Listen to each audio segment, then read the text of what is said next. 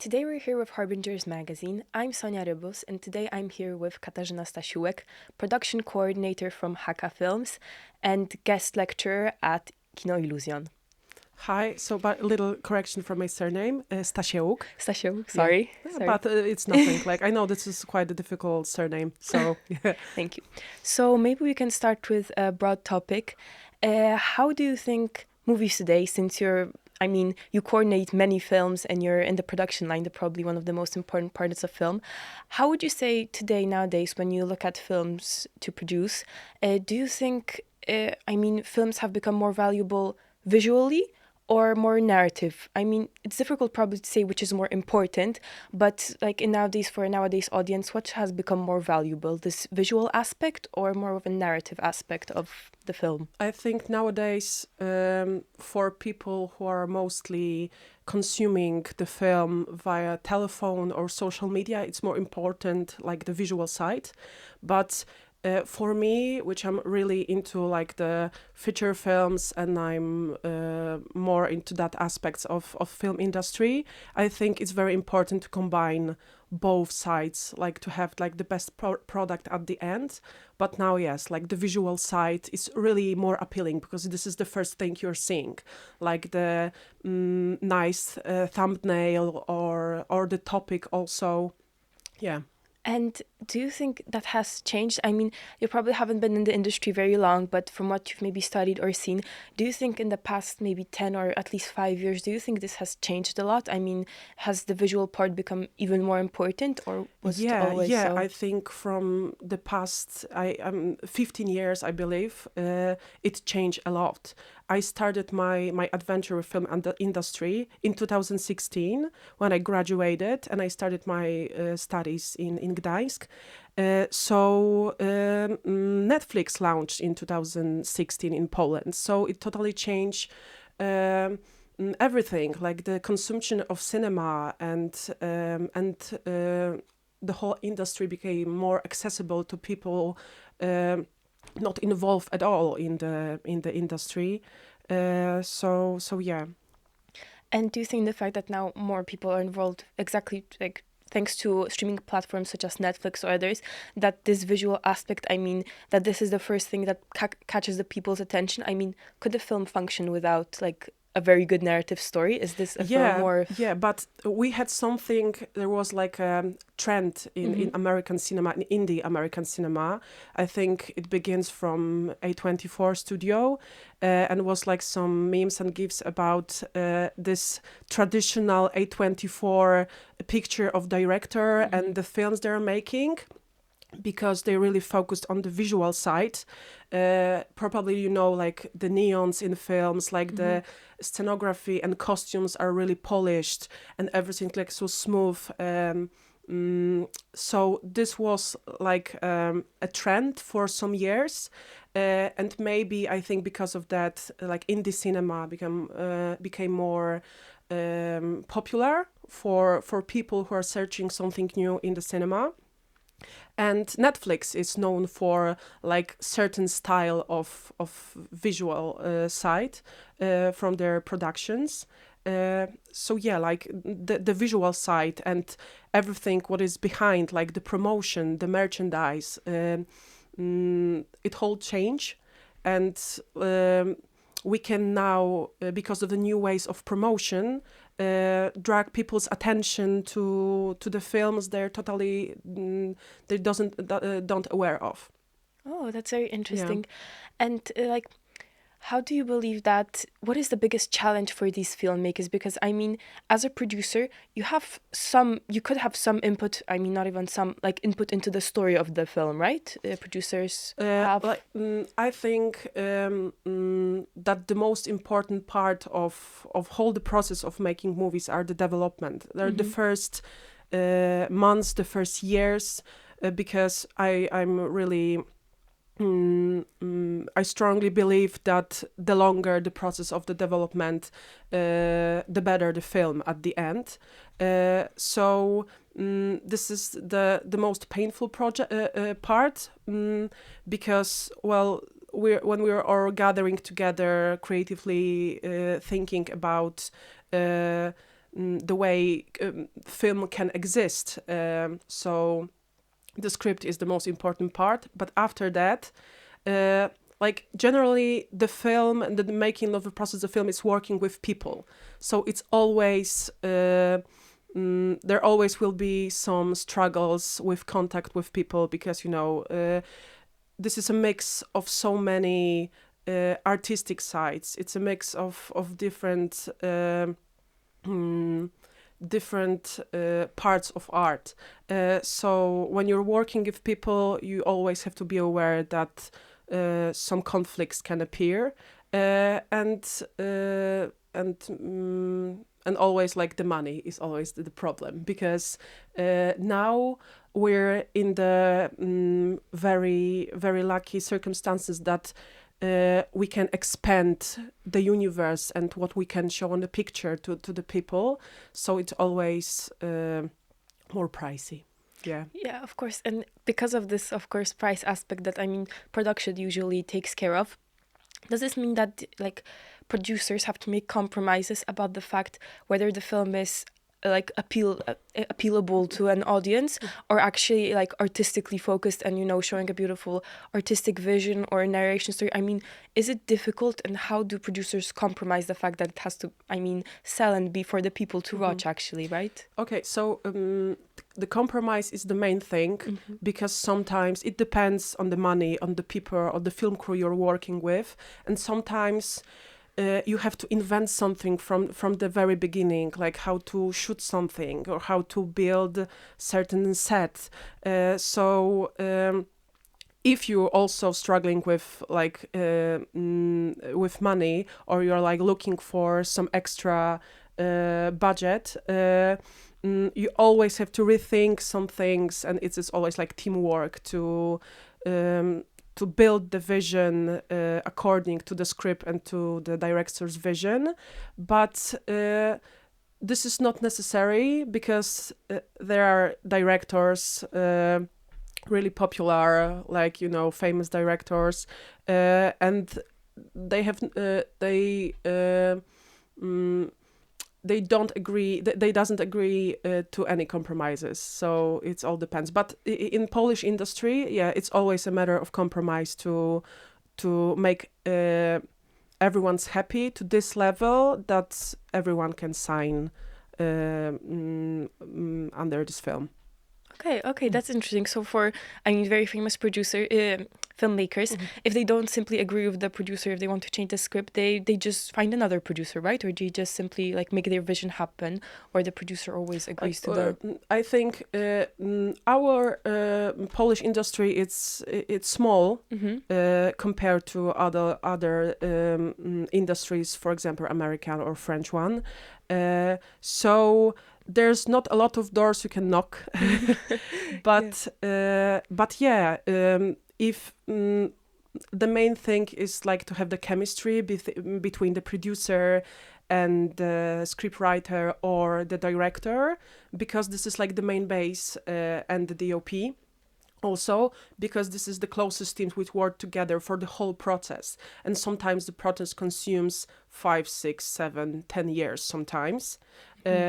So the most important thing is that you actually have a good vibe with those people.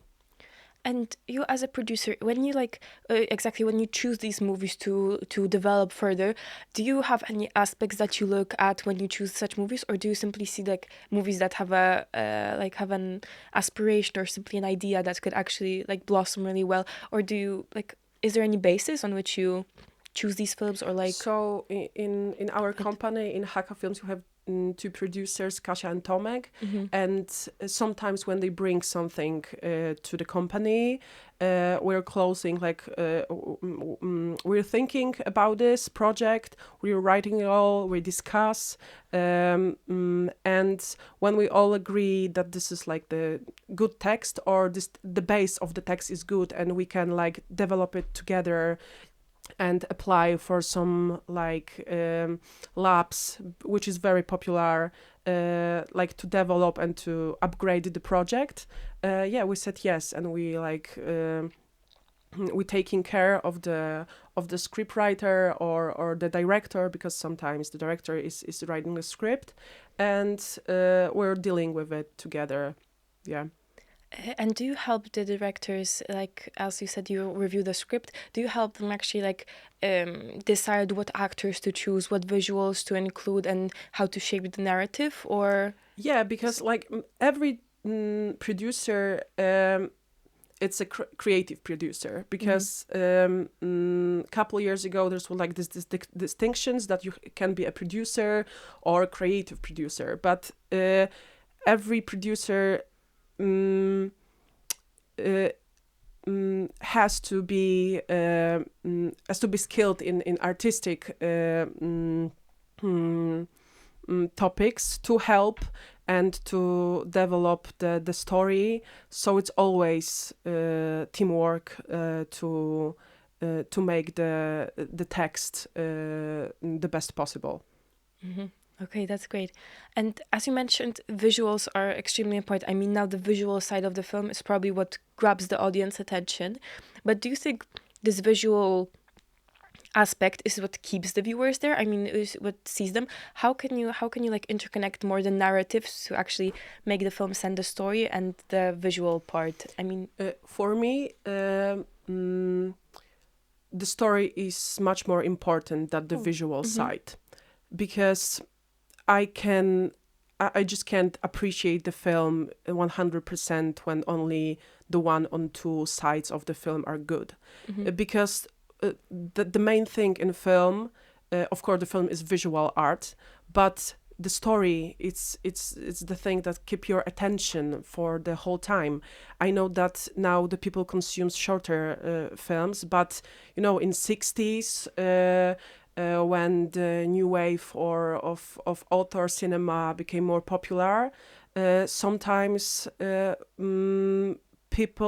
films could attract your attention for 7 or 10 hours, because there are some experiments in cinema also on this field. So for me, the story is the most important thing. And when the form is connecting with the story and the way how you want to tell the story, using the certain visual possibilities, like the lenses, the camera move, the color of the movie.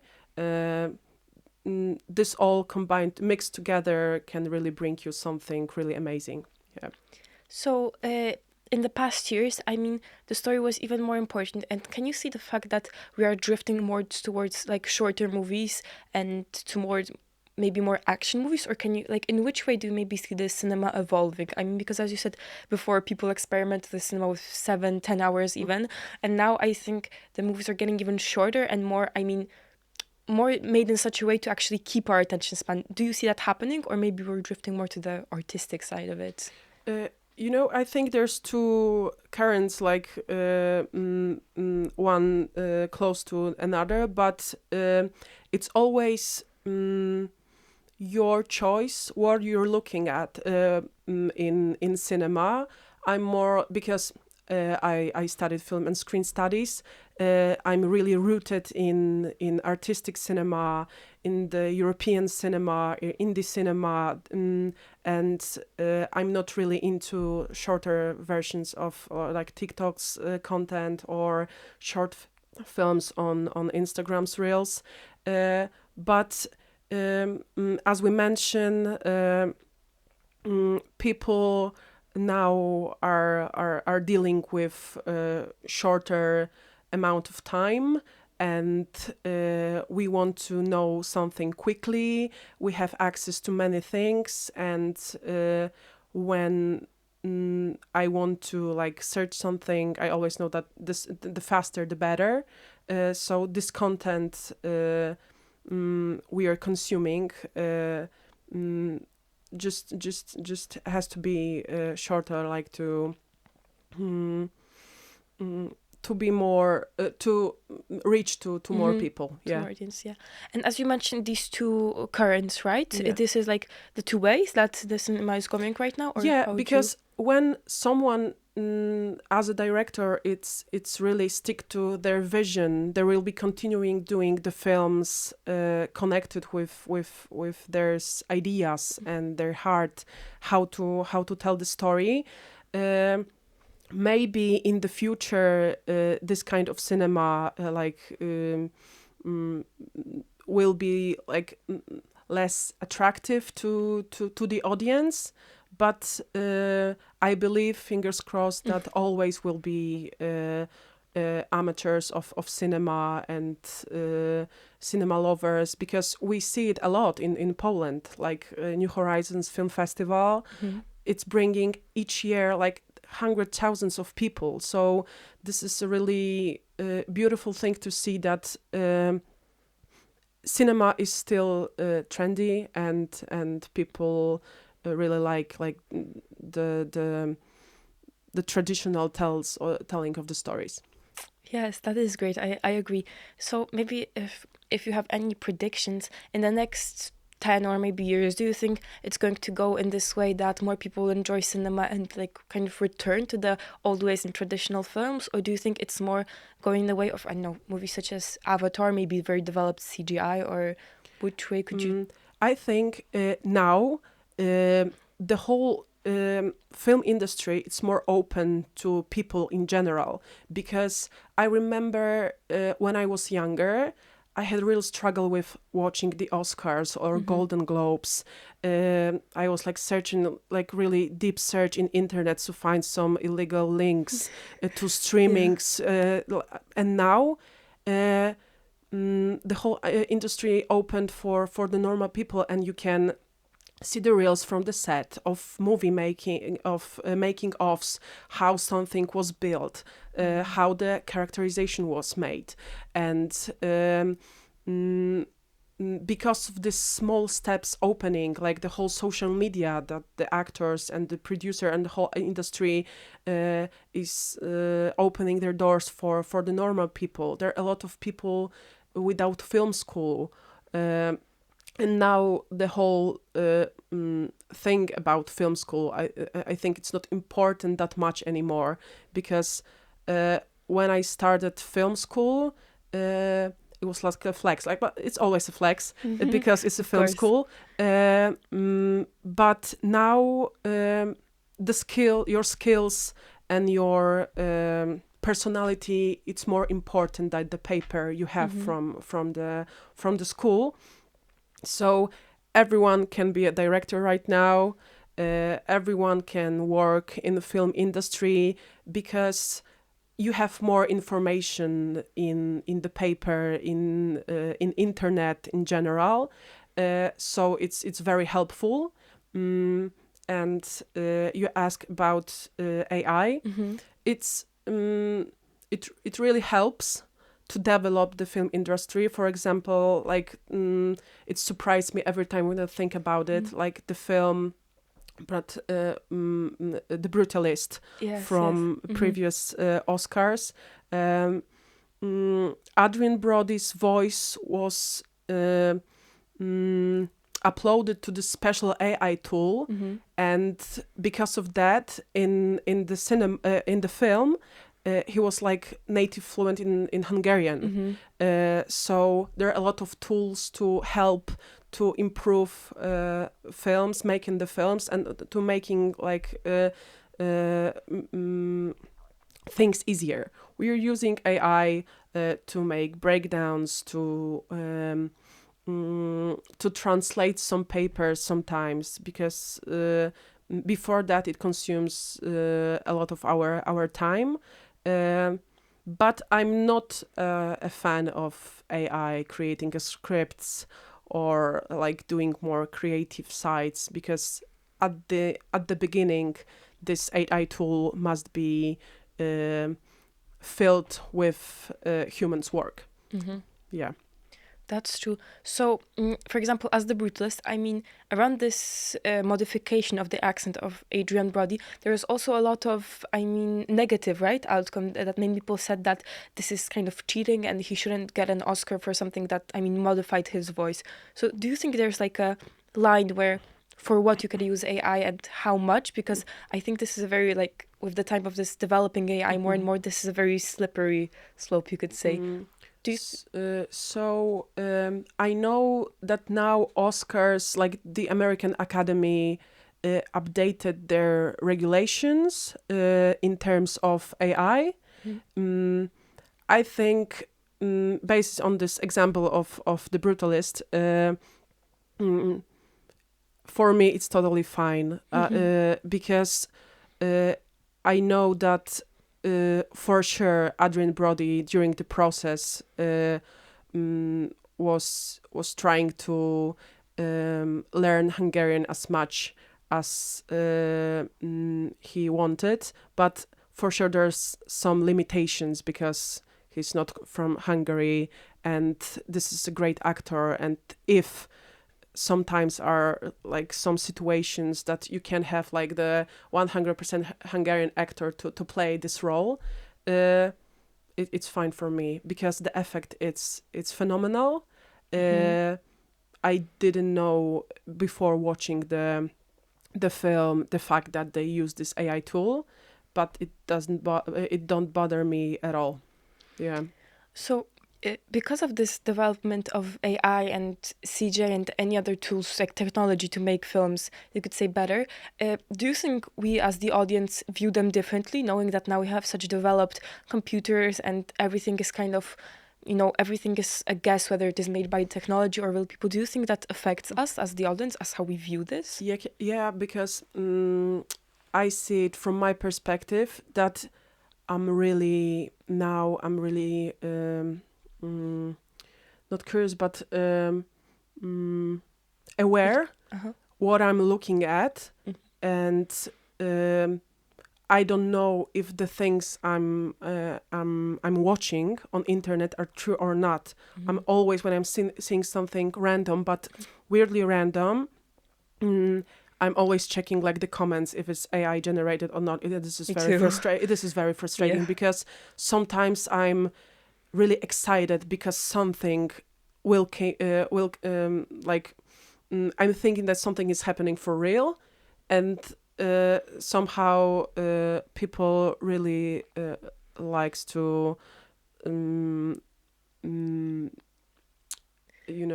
like post fake information and information and just teasing us that something amazing will happen, or they finally discover mermaids or something. Yeah. So the same thing is for movies, right? So we watch it with like a skepticism a bit now. With, very technological. Yeah. And this is frustrating because the skepticism is taking away like the fun of watching. That's right. That's true. Okay. Yeah. And for example, so when making the visual part of the movie, right? The like visual, the colors, do you think it's okay? Like, is it good to use advanced technology and like make it even better, even though the audience know that this is technology and not actually made by that much like work of a human? Or like, is the outcome the most important of the movie, you know? Could you the whole develop of technology, it's really helpful because we can tell new stories, like new science fiction movies or movie based on comics and superheroes, and the fact that we have such different tools now, because in the early zeros there was like this narrative that the film shoot on film was like the real cinema, and the films shoot on digital cameras or from TV. So now when you can like choose any tool to tell the story, it's always a plus for the creators to have like more wider spectrum of the things you can pick, like to tell. The stories are more braver, like Avatar, or The Brutalist, or like the Marvel movies. So the scripts can be more diverse, yeah, and like more diverse and more experimental. Yeah. Oh, and can you see, like, in the past years, maybe even from the 60s or 70s, can you see a change in narrative in movies? For example, more of the topics that they touch upon in the story itself. I mean, has this changed, or do we like still circle around the same topics in movies? I mean, the same way of narrating, or like in the past a few 10, 15 years or even more, can you see like a change in what the movies touch upon, or has it become so diverse that you can't even say it this way? The thing about cinema that I really like is that this is diverse of many different genres and directors, and they have a certain styles of telling the story. For example, Wes Anderson, which is like his style of telling the stories are really like popular, and you can pretty quickly guess that this is his work. But could you repeat the question? I'm sorry. Yeah, of course. Do you see like a change maybe in the topics that are touched upon? Okay. Yeah, like I think not very much, because cinema is always about humans, about their people's relationships, and those are the same stories but retell again with different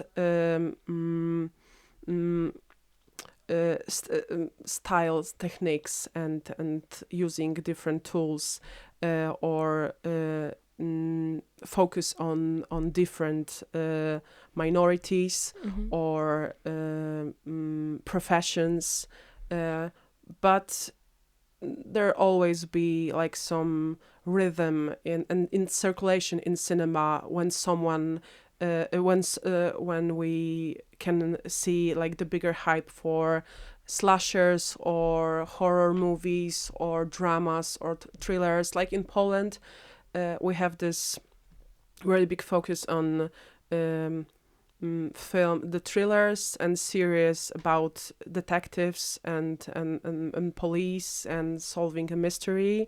So this is our thing. But fingers crossed, we are more now into genre cinema when we're experimenting with that. So it's always cool to see some slasher made by Polish directors. But I strongly believe that the story is always like the main thing, and we always want to tell the story that has some impact on people. And do you think, is there anything that you find like especially fascinating, or a new trend in filmmaking on cinematography that has made like an impression on you? Something that you've noticed in movies nowadays, something that fascinates you? Yes, and I really like this question because I wrote my master degree in film school in Łódź about A24, and I was, by the time I was writing this paper, I was pretty fascinated with this company and what they created and how they changed the whole thinking about promotion and merchandising of a film. Now the Marty Supreme, I don't know if you're aware about the Marty Supreme campaign. It's perfect, and by the time I was like seeing what they're doing, that they're creating a merch from each film they're releasing, and they do some like really fascinating and well thought campaigns. And when you see those campaigns on the street, you don't know if it's about the movie or this is something else, but it is so appealing that you want to check what is it. So the the whole different thinking they create, and the focus and the audience design, and thinking about the viewer as a part of the promotion campaign, as we see on the couple years ago when Barbenheimer came out. It was like, I believe it was invented by people from the internet, that we can combine those two films premiering in the same time and do some like amazing event. And it was like, I even participated in Barbenheimer. At first I saw Oppenheimer and after Barbie. So this is this is the thing that fascinates me a lot about cinema, like that it's not anymore for it's not anymore basing outdoor promotions like billboards, poster, teaser, trailer, and some interviews, but this is like so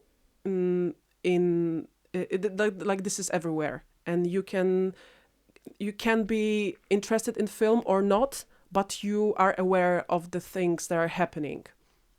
So yeah. And you're surrounded, right? That's right. I don't think I've even seen a Marty Supreme trailer, but I know everything about it and the merch. And it's like it's all around us. Yeah, that's. I want the blouse Marty Supreme. I want this because there's this cornflakes Wheaties or something like that, and they created it with Timothée Chalamet on the cover. Like, I really want to have those things. And I remember when I was writing my paper, I discovered that A24 released a book inspired by slasher and horror movies, and it was this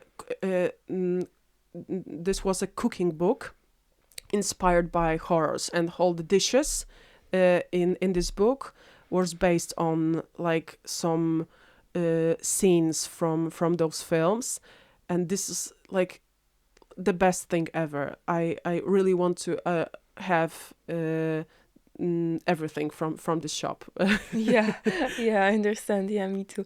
So that's really this is really important, right? How like the whole audience is more involved in actually the promotion of the movie than instead the actual just trailers or teasers. Yeah, and the fact that sometimes fans are so like excited about the movie, the production, the director, anything, that they're creating something by themselves, like teasers and trailers for the film that may appear in the future or not, or the alternative posters. This is something very amazing, and we have this guy from Poland, Max Bereski from Plakiat, and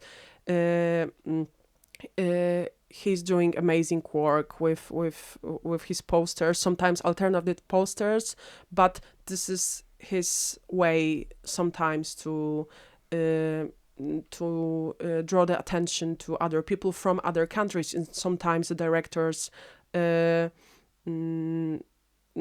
actually can see his work and they ask for a copy of his poster.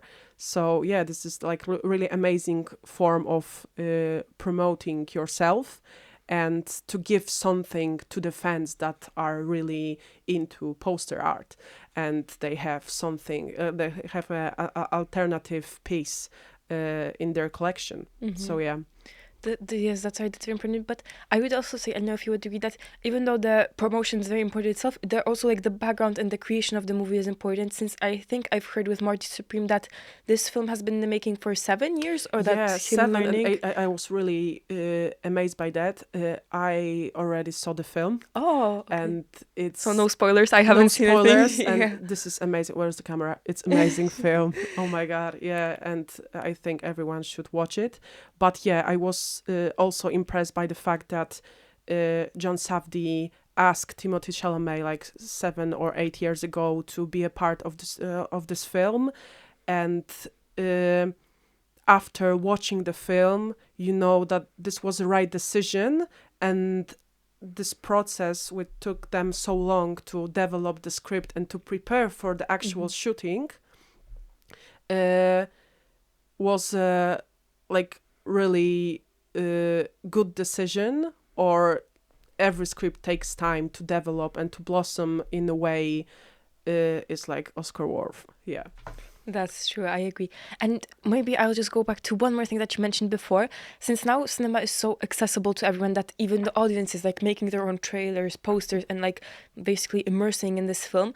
As you mentioned, you think that is a good thing, right? I mean, that's a positive for the film. But do you think this creates maybe some negative or some dangers, you could say, that like film will become very commercial and like maybe you could say under people who don't have actually a degree in filmmaking will start like taking over the cinema culture, and films won't be as of such high quality as they are now? Do you think that is a risk, or I mean, this isn't really a point? I know.